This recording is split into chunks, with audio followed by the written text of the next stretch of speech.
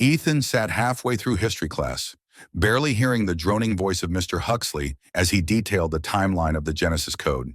The sound of holodisplays flickering across the walls offered faint competition to the teacher's voice. "Ethan Mercer!" the teacher called sharply, snapping Ethan out of his haze.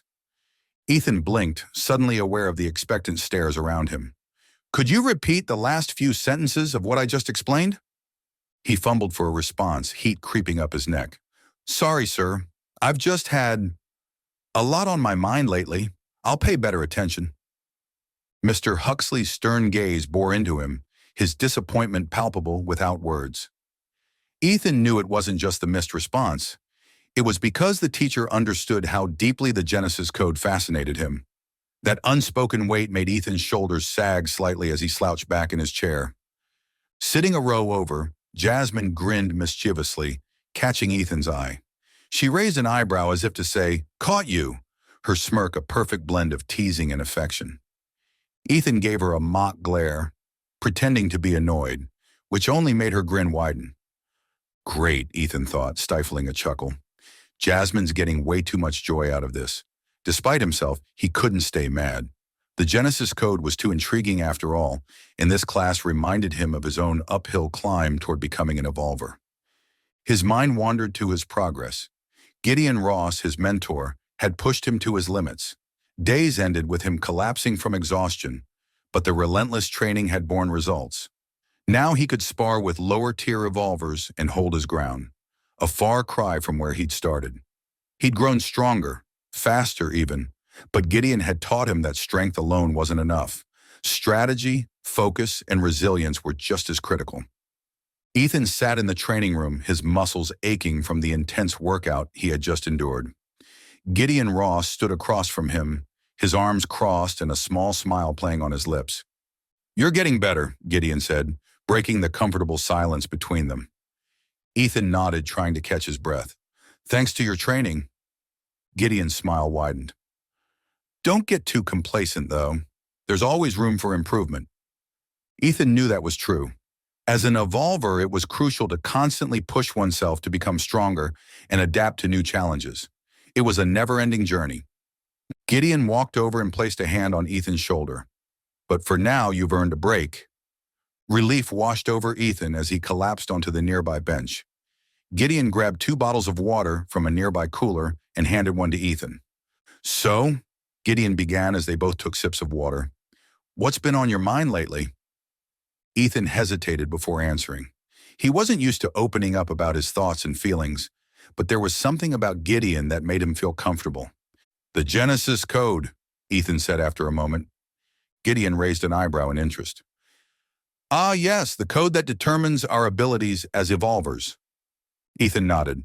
"I'm still struggling with mine." Gideon nodded understandingly. "It takes time and practice to fully embrace and control your abilities." "I know," Ethan sighed, "but sometimes I feel like I'm not making any progress." Gideon's expression turned serious as he leaned forward. "Listen, Ethan, progress isn't always measured by how strong or fast you are compared to others." Ethan looked at him curiously. "Progress is also about mastering your own weaknesses," Gideon continued. "It's about pushing through your own doubts and fears and becoming stronger mentally as well as physically." A crumpled piece of paper sailed through the air and hit Ethan square in the head. Jasmine stifled a laugh, watching as his confused expression morphed into realization.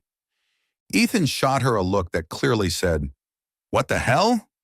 She motioned with 2 fingers, pointing from her eyes to Mr. Huxley, silently urging him to pay attention. "Sheesh, Jasmine," Ethan thought, stifling a grin. "Payback's coming when you least expect it." Ethan's glare didn't scare her. It just made her laugh harder. The look in his eyes promised revenge, but for now she relished the moment. The class drew to a close and Mr. Huxley straightened, his tone shifting. "Before you leave, a reminder, the annual Evolver Tournament begins next month." The room buzzed with excitement as students exchanged whispers. "This is your opportunity," Mr. Huxley continued, "to prove yourselves. Competing schools will send their finest students, and victory will mark your school as a leader in developing future evolvers. Top rankings mean top military placements. Safer jobs, better pay. Only those who have broken their gene lock are eligible to participate. Ethan leaned back in his chair, his mind racing. The tournament wasn't just about personal glory. It was a direct line to military recruitment, and with that, an unspoken duty to protect their homeland, the United States of America, even here, on Mars. As the class dismissed, Jasmine nudged him with her elbow. "If you don't hurry up and break that gene lock," she teased, her tone light but pointed, "you're gonna get left behind." Ethan laughed, masking his thoughts. If only she knew. I already broke through my gene lock. The duo made their way to the quad, the sunlight illuminating the sprawling campus. Jasmine chattered about the tournament while Ethan listened with half an ear. As they exited the hallway, Ethan spotted someone before Jasmine did, her boyfriend Logan. From across the quad, Logan's jaw tightened. He watched Jasmine walking beside Ethan, her laughter carrying across the space like an echo in his chest. Why do they spend so much damn time together? His fists clenched as he tracked Ethan's movements. Doesn't he get it? She's mine. His stare bore into Ethan like a challenge, daring him to acknowledge the unspoken tension. Ethan sighed internally, catching Logan's glare. Oh, great. Here we go again. She noticed Logan moments later and broke into a bright smile. See you later, Ethan, she said, giving him a quick hug before jogging over to her boyfriend. School ended, and Ethan walked home through the winding streets of Red Sand City. The sprawling metropolis had grown from a humble settlement into Mars' largest megacity, a shining testament to humanity's ingenuity. The streets pulsed with life as magnetic trams zipped along elevated tracks, threading through dense clusters of arcologies. Bright holograms floated above the bustling plazas, advertising everything from genetic enhancement services to the upcoming Interschool Evolver Championship. Below, induction-charged vehicles hummed along roads, their drivers shadowed by towering advertisements of Apex Evolvers, those godlike beings whose raw power and presence were both revered and feared. Despite its advancements, Red Sand City carried a tense undercurrent. News from Earth, its perpetual state of war and chaos, was a grim reminder of Mars' precarious position. The city's high-ranking evolvers served as both defenders and deterrents, their presence ensuring no outside power dared bring Earth's conflicts to Martian soil. Yet everyone knew if war erupted, it wouldn't be distant and abstract. It would strike at the heart of cities like Red Sand, leaving no margin for survival. Mars relied heavily on its strongest evolvers for defense, and among them were the legendary Apex Evolvers. These rare individuals wielded power so vast it bordered on myth, like demigods walking among mortals. Breaking one's gene lock was the first step, but becoming Apex was a distant dream for all but the exceptional few. The Genesis Code itself was humanity's ultimate gamble, an answer to extinction that rewrote evolution. Decades ago, scientists stumbled upon the genetic anomaly, a dormant potential locked away within the human genome. Breaking this gene lock transformed ordinary people into evolvers, humans capable of feats once thought impossible. Yet the process was anything but simple. Ethan thought back to the whispers he'd overheard from Gideon during training. The early experiments to unlock the Genesis Code had been catastrophic.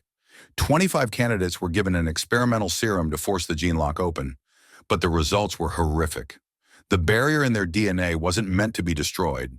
Its removal unleashed a torrent of raw energy, reducing the candidates to nuclear-level explosions. Only one had survived, his energy reading so extraordinary that the data was classified for decades. That experiment was the catalyst for everything that followed, the creation of a weaker, more stable serum. Dr. Evelyn Costas, the leading scientist on the project, had nearly succeeded in refining the process when her lab was destroyed, taking her original research with it. What remained was a fragmented understanding of the Genesis Code, and every evolver since had been unlocking their potential through sheer will or luck. As Ethan arrived home, the door swung open and his little sister, Emily, flung herself into his arms. "Ethan, I missed you," she exclaimed. He grinned, ruffling her hair. "Missed you too, Squirt." Dinner was a quiet affair until his dad brought up the tournament. "So," his father began, setting down his fork, "are you planning to compete?" Ethan hesitated. I'm not sure yet. His dad's eyebrows rose. You've worked so hard to break your gene lock. This is your chance to show everyone what you're capable of. Ethan thought for a moment, then nodded. Yeah, I'll do it. His father's smile was proud and knowing. Good. You'll make us proud, son. After dinner, Ethan retreated to his room, exhaustion pulling him under as sleep claimed him.